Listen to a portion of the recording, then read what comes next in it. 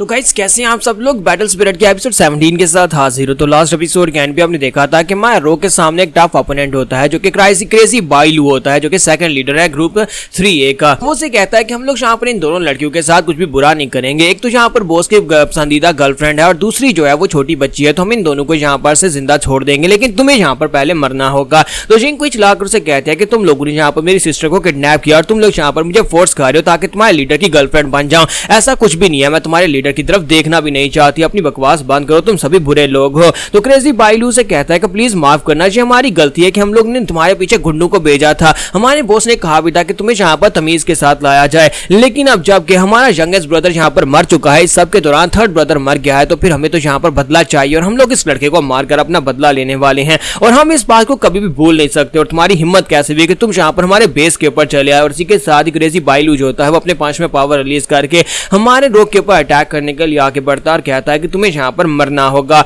और वो एक स्पेशल टेक्निक जिसे टर्बाइन बम्बार्डमेंट टेक्निक कहते हैं, उसके साथ हमारे रोग के ऊपर बहुत सारे पंचेस मारता है। अपने पंच में बहुत सारी स्पिरिचुअल एनर्जी को गैदर करने के बाद हमारे रोग के ऊपर पंचेस मार रहा होता है। वो से कहता है कि मैं देखता हूँ कि अब तुम यहाँ पर इस अटैक को कैसे अवॉइड कर पाते हो। तुम्हारा रोग कहता है कि इसका ये वाला मूव तो मुझे काफी ज्यादा पावरफुल लग रहा है, लगता नहीं है कि मैं इस अटैक को यहाँ पर अवॉइड कर पाऊंगा। और इसी के साथ ही रोग कहता है अगर इसे अवॉइड नहीं कर सकते तो फिर मुझे यहाँ पर इसे डॉज करना होगा। और इसी के साथ ही जैसे वो उसका पंच होता है उसके करीब पहुंचता है, हमारा रोग वहीं पर अपने पाँव के अंदर स्पिरिचुअल एनर्जी को गैदर करता है और ग्राउंड के ऊपर पाँव मारकर बड़ी तेजी के साथ उसको अवॉइड करने की कोशिश करता है। जबकि सेम टाइम के ऊपर दूसरी तरफ ज़ाई वैंग का सीन दिखाता है कि हमारे रोग की मॉम जो होती हैं किचन में उसके लिए बहुत सारा ढेर सारा खाना बना रही होती हैं, क्योंकि वो रोग का दोस्त है इसी वजह से। और इसी के साथ ही सीन फिर से वहां पर प्रेजेंट में आता है जहां पर हमारा रोग जो होता है वो डायरेक्टली उसे हिट करने के लिए आगे बढ़ता है और कहता है अगर मैं इस अटैक को अवॉइड नहीं कर सकता तो फिर मुझे डायरेक्टली इसके ऊपर अटैक करना होगा। और वो आगे बढ़कर उसके ऊपर जाकर पंचेस मारना स्टार्ट करता है। दूसरी तरफ से क्रेजी बाइलू उसके ऊपर पंचेस मारने के लिए आगे बढ़ने वाला था, लेकिन अब यहाँ पर खेल उल्टा हो जाता है। हमारा रोग उसके ऊपर वहां पर पंचेस मारना शुरू कर देता है और उसे कहता है कि तुम्हारा बहुत बहुत शुक्रिया जो तुमने यहाँ पर मुझे एक नया मूव दे दिया। तुम्हारा रोग उसकी सेम टेक्निक को वहां पर कॉपी कर रहा था, जिस पंचेस वाली टेक्निक को वो यूज करने वाला था उसी टेक्निक को हमारा रोग वहां पर यूज कर देता है और उसे कहता है कि मेरी इस नई टेक्निक का नाम स्पाइरल बम्बार्डमेंट है।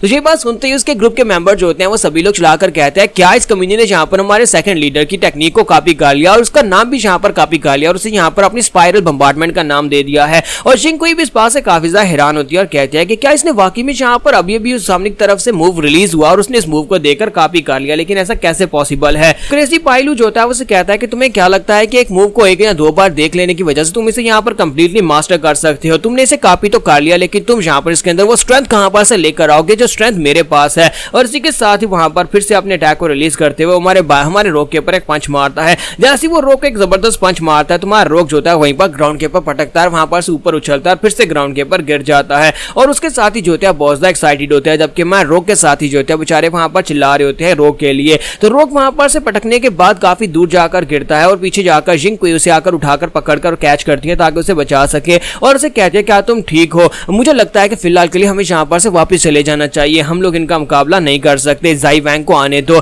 जबकि क्रेजी बाइलू से कहता है कि अब तुम्हें कैसा लगा, मेरे पंच का मजा आया या नहीं, तुम्हें क्या लगा था कि तुम यहाँ पर मेरे मूव को कॉपी करके मुझे हराने लायक हो जाओगे। जबकि हमारा रोग वहां पर हंस रहा होता है। तुम्हारा रोग उसे कहता है कि मैंने तुम्हें अभी यहाँ पर अपनी स्पाइरल टेक्निक का फुल नेम तो बताया ही नहीं। मेरी स्पाइरल टेक्निक जो थी उसका नाम सिर्फ और सिर्फ स्पाइरल बम्बार्डमेंट नहीं था, बल्कि मेरे नए मूव का नाम टर्बाइन बी बीटिंग है। और आपने पहले भी यहाँ पर यह बी बीटिंग वाला मूव जो है वो देखा हुआ है, जब उसने टाई जैंग की बॉडी के अंदर अपनी स्पिरिचुअल एनर्जी को इंजेक्ट कर दिया था पंचेस मारकर और साथ ही स्पिरिचुअल एनर्जी को बड़ी तेजी के साथ बाहर खींचा था। और जैसे हमारा रोग वहां पर मुट्ठी बंद करता अपनी स्पिरिचुअल एनर्जी को उसकी बॉडी के अंदर से बाहर खींचता है, इसी के साथ उसकी बॉडी के ऊपर जगह जगह के ऊपर धमाके होते हैं, क्योंकि उसकी बॉडी के अंदर हमारे रोग के पंचेस की वजह से स्पिरिचुअल एनर्जी अब्सॉर्ब हो गई थी। और जब वो अपनी स्पिरिचुअल एनर्जी को तेजी से बाहर निकालता है तो सेकंड लीडर वहीं पर ग्राउंड के ऊपर गिर जाता है और उसके साथ ही जो होते हैं सभी हैरान परेशान वहां पर खड़े होते हैं। जबकि हमारा रोग जो होता है वो काफी ज्यादा खुश हो रहा था और कहता है तुम्हें क्या लगा था कि मैं यहाँ पर तुम्हारे इन अटैक्स की वजह से बस ग्राउंड के ऊपर गिर जाऊंगा और आगे से कुछ भी नहीं करूंगा। अब तुमने यहाँ पर मेरे इस अटैक को देख लिया और तुम्हें समझ आई मेरा अटैक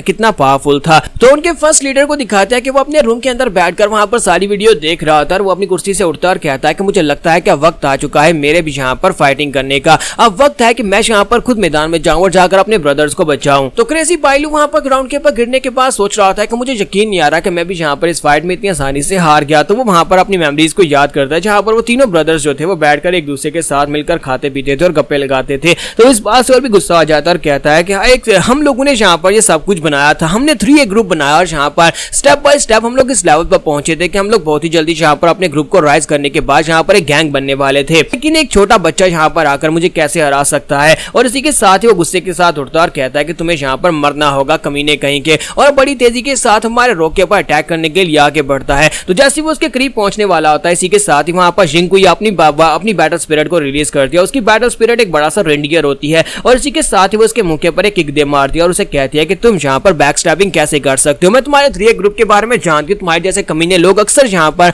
आखिरी मूव इसी तरह का चलते हैं जब अपोनेंट जो है वो ग्राउंड के ऊपर गिरा पड़ा होता है। और सभी देखने वाले कहते हैं कि बॉस की लेडी जो है वो काफी ज्यादा पावरफुल है, इसकी किक में काफी ज्यादा था, इसने तो हमारे सेकंड बेस को उठाकर पटक दिया। तो जिंकुई उन लोगों से कहता है कि तुम सभी लोगों ने यहाँ पर मेरी बैटल स्पिरिट को देख लिया और मैंने अभी तक यहाँ पर फाइट भी नहीं की, इसका मतलब यह है कि मेरी बैटल स्पिरिट अभी भी यहाँ पर इंटैक्ट है और मेरे पास बहुत सारी एनर्जी बची है। अगर तुम में से कोई भी यहाँ पर आगे बढ़ेगा तो मैं उसे मार डालूंगी, इसलिए सोच लो तुम्हारा सेकंड बॉस ग्राउंड के ऊपर गिरा पड़ा है, तो तुम्हें क्या करना है, क्या तुम्हें फाइट करनी है यहाँ पर से भागना है। तो वो सभी लोग आपस में वहां पर बात करना शुरू कर देते हैं और सोच रहे होते हैं अगर हम इसे फाइट कर भी लेते हैं तो फाइटिंग के दौरान अगर इसे चोट लग गई तो फिर भी बॉस हमारे पर गुस्सा करने वाले हैं, क्योंकि फर्स्ट लीडर इसे अपनी गर्लफ्रेंड समझते हैं, वो इसे प्यार करते हैं, तो इसे अगर चोट पहुंची तो वो हमें पीटेंगे। तो हम लोग यहाँ पर यही फैसला करते हैं और इसी के साथ ही वो सभी लोग जो होते हैं वहां पर से भागना शुरू कर देते हैं। तुम्हारा रोक कहता है कि चलो शुक्र है ये सभी लोग यहाँ पर से भागकर चले गए, लेकिन अगर यहाँ पर ये रुक जाते तो फिर मैं यहाँ पर इनसे फाइट नहीं कर पाता। और इसी के साथ ही जिंकुई से कहते हैं चलो पहले यहाँ पर से निकल चलते हैं, फिलहाल के लिए इतनी जीत काफी है, हम लोग 3A ग्रुप के फर्स्ट लीडर से फिर कभी फाइट करेंगे, क्योंकि फिलहाल के लिए तुम इस हालत में नहीं हो कि उससे फाइट कर सको। तो यहीं पर से दूसरे रूम का सीन दिखाते हैं जहां पर वो सभी डेलिक्वेट्स जो होते हैं भागकर अपने फर्स्ट लीडर के पास चले जाते हैं। तो फर्स्ट लीडर उनसे कहता है कि तुम लोग वहां पर अपने सेकंड बॉस को छोड़कर भागकर जहां पर आ गए, क्या तुम्हें लगता है कि तुम लोग 3A ग्रुप में रहने के लायक हो? तो वो सभी लोग उसे कहते हैं सर प्लीज हमें माफ कर दे, हमने आपको सारी की सारी बात बता दी कि वहां पर क्या हुआ, वहां पर आपकी गर्लफ्रेंड थी, उसने यहाँ पर हमें रोक लिया और इसी वजह से हम उसके ऊपर अटैक भी नहीं कर सकते, अगर उसे चोट लगती तो आप भी यहाँ पर गुस्सा होते। तो फर्स्ट लीडर उनसे कहता है कोई बात नहीं, मुझे लगता है कि तुम लोग वैसे भी उनसे फाइट करने लायक नहीं थे, क्योंकि तुम्हारा कैलिबर बहुत ज्यादा लो है, इसी वजह से अब मुझे खुद यहाँ पर जो फाइट करनी होगी। तो वो उनसे कहता है कि सभी लोग रेडी हो जाओ, हम लोग उनके बेस के ऊपर जाएंगे और जाकर उनके ऊपर अटैक करेंगे। तो मुझे लगता है कि अब यहाँ पर लाइफ एंड डेथ का मैच होना बहुत ज्यादा जरूरी है। और दूसरी तरफ हमारे रोक का सीन दिखाते हैं कि जाओ बाओ जो होती है उसकी पूरी बॉडी के ऊपर पट्टियां लपेट देती है और उसे कहते हैं कि मैंने यहाँ पर तुम्हारी बॉडी को हील कर दिया है, लेकिन इसे हील होने में तकरीबन 12 घंटे लगेंगे। तुम्हारा रोग उसे कहता है मुझे अब पहले से काफी ज्यादा बेहतर लग रहा है। तो उसे कहती है कि रोग तुम्हारी फिजिकल रिकवरी काफी ज्यादा तेज है, तुम्हारी स्ट्रेंथ के हिसाब से वो काफी ज्यादा तेजी के साथ रिकवर हो रही है। तो रोग कहता है हाँ मुझे पता है कि जब से मैं एक बच्चा था तब से मेरी बॉडी इतनी तेजी के साथ ही हील होती है, मुझे लगता है कि इस सब का ताल्लुक मेरी बैटल स्पिरिट के साथ है, जब भी मैं यहाँ पर सो का उठता हूँ मेरी बॉडी हील हो चुकी होती है। वो कहता है मुझे लगता है कि ये गार्ड की तरफ से मेरे लिए गिफ्ट है, जबकि जिनकोई वहां पर उसकी बातें सुनने के बाद सोच रही होती है कि ये कोई गार्ड की तरफ से गिफ्ट नहीं है, बल्कि ये लड़का वाकई में एक्सेप्शनली टैलेंटेड है, इसने वहां पर सेकंड लीडर के मूव को उसको देख के कॉपी कर लिया। ऐसा कौन कर पाता है कि फाइटिंग के दौरान अपने दिमाग को इस तरह से यूज करना कि किसी के मूव को कॉपी कर लेना। साथ ही वो ज़ाई वैंग के बारे में भी सोच रही होती है और कहती है कि एक यहाँ पर जेंटल है और जहाँ पर काफी ज्यादा तेज दिमाग है, जबकि दूसरा जो है वो रुथलेस है और वो किसी को मारने से पहले सोचता भी नहीं। मैं यहाँ पर मॉन्स्टर्स के बीच में आ गई और ये दोनों ही वाकई में हाई टैलेंट के लोग हैं जो कि आगे जाकर वार हीरोज बन सकते हैं। तो यहाँ पर एपिसोड 17 का एंड करेंगे, नेक्स्ट एपिसोड में देखेंगे क्योंकि फर्स्ट लीडर जो है उनकी बेस के पर अटैक करने के लिए आने वाला है, यानी यहाँ पर आने वाला है। तो मारा रोग उसका सामना कैसे कर पाएगा क्योंकि वो जख्मी हालत में है, तो क्या उसकी वार स्पिरिट जो है वो यहाँ पर इसकी मदद करेगी इस फर्स्ट लीडर से फाइट करने में, जो हम लोग नेक्स्ट एपिसोड में देख पाएंगे।